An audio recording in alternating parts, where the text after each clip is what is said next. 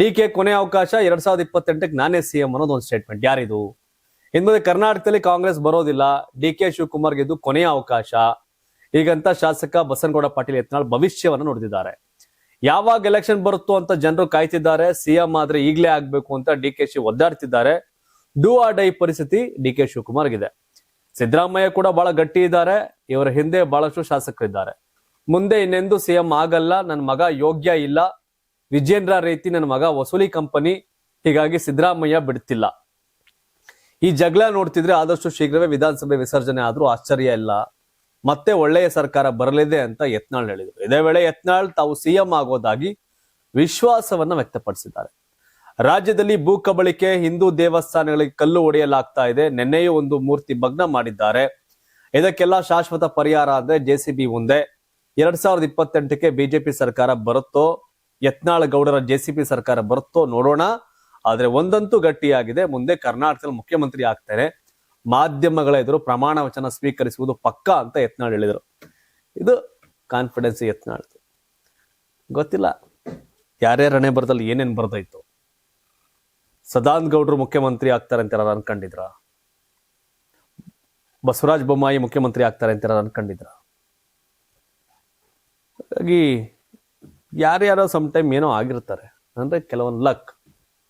But Yatnal ಡಿವಿಎಸ್ಗಿಂತ ಗಟ್ಟಿಗ, ಯತ್ನಾಳ್ ಶೆಟ್ಟರ್ಗಿಂತ ಗಟ್ಟಿಗ, ಯತ್ನಾಳ್ ಬಸವರಾಜ ಬೊಮ್ಮಾಯಿಗಿಂತ ಗಟ್ಟಿಗ ಆಗ್ಬಹುದೇನೋ, ಗೊತ್ತಿಲ್ಲ. ಇನ್ನು ಮೈತ್ರಿ ವಿಚಾರ ಹಾಗೂ ಸಿಎಂ ಅಭ್ಯರ್ಥಿ ವಿಚಾರವಾಗಿ ಎಚ್ ಡಿ ಕುಮಾರಸ್ವಾಮಿ ಮತ್ತೆ ಕ್ಲಾರಿಟಿ ಕೊಟ್ಟಿದ್ದಾರೆ. ಮೈತ್ರಿಯಲ್ಲಿ ಯಾವುದೇ ಸಮಸ್ಯೆಗಳಿಲ್ಲ, ವೈಯಕ್ತಿಕವಾಗಿ ಮಾತನಾಡೋದಕ್ಕೆ ಹೆಚ್ಚಿನ ಪ್ರಾಮುಖ್ಯತೆ ಕೊಡುವ ಅಗತ್ಯವಿಲ್ಲ. ನಾವು ಭ್ರಮೆಯಲ್ಲಿ ಹೋಗಬಾರ್ದು. ಮಗು ಹುಟ್ಟೋದಕ್ಕಿಂತ ಮೊದಲೇ ಕುಲಾವಿ ಹೊಲಿಸೋದಕ್ಕೆ ಆಗತ್ತಾ? ನಾನು ಜನರ ಆಶೀರ್ವಾದದಿಂದ 2 ಬಾರಿ ಮುಖ್ಯಮಂತ್ರಿ ಆಗಿದ್ದೀನಿ. ಯಾರ ಹಣೆಯಲ್ಲಿ ಏನ್ ಬರ್ತಿದೆಯೋ ಯಾರಿಗ್ ಗೊತ್ತು.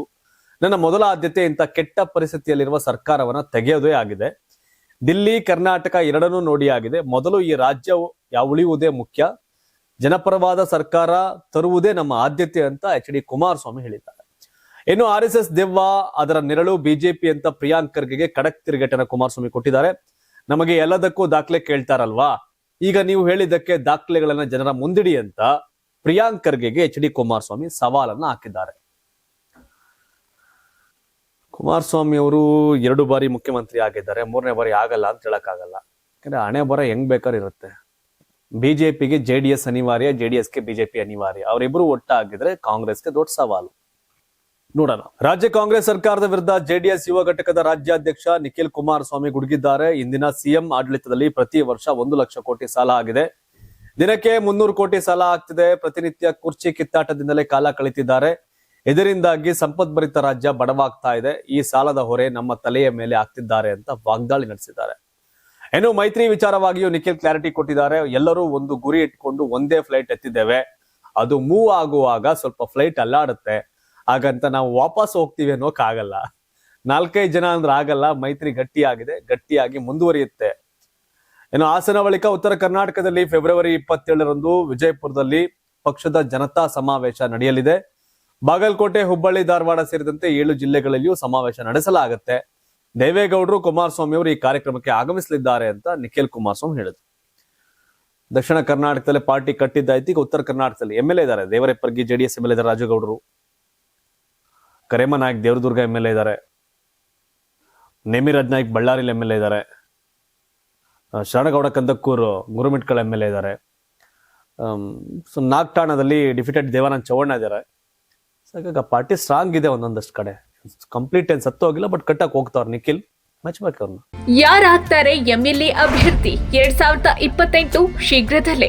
ಪ್ರತಿದಿನ ಒಂದೊಂದು ಕ್ಷೇತ್ರದ ಟಿಕೆಟ್ ಆಕಾಂಕ್ಷಿಗಳ ಸಂಪೂರ್ಣ ಮಾಹಿತಿ ಪೊಲಿಟಿಕಲ್ ಜರ್ನಲಿಸ್ಟ್ KM ಶಿವಕುಮಾರ್ ಅವರಿಂದ. ಕರ್ನಾಟಕದ ನಂಬರ್ 1 ಡಿಜಿಟಲ್ ಮೀಡಿಯಾ ನಿಮ್ಮ ನೆಚ್ಚಿನ ಕರ್ನಾಟಕ ಟಿವಿಯಲ್ಲಿ ಮಾತ್ರ. ನೀವು ಸಣ್ಣ ಆಗ್ಬೇಕಲ್ವಾ? ಅದು ಒಂದು ಉತ್ತಮ ಆಹಾರದಿಂದ ಸಣ್ಣ ಆಗ್ಬೇಕಲ್ವಾ? ಪ್ರತಿದಿನ ನಮ್ಮ ಜೀನಿ ಸ್ಲಿಮ್ ನ ಯೂಸ್ ಮಾಡಿ ಯಾವುದೇ ಸೈಡ್ ಎಫೆಕ್ಟ್ ಇಲ್ದಂಗೆ ನೀವು ಸಣ್ಣ ಆಗ್ತೀರಾ.